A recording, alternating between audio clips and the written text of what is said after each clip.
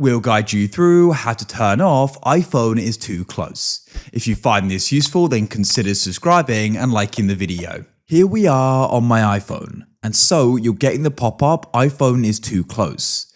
This can go and be frustrating because perhaps you're trying to go and use your iPhone and you keep getting this, or you got it and you just don't want to go and get it again. What we can do is go and turn this off and stop it. So make sure this is full guide and don't skip ahead. Otherwise, you may go and miss an important step. So what you need to do is you want to come and find the settings app like so. Then you need to go and scroll down, keep on scrolling, and you need to go and find the option for screen time. So you can go and tap there like so.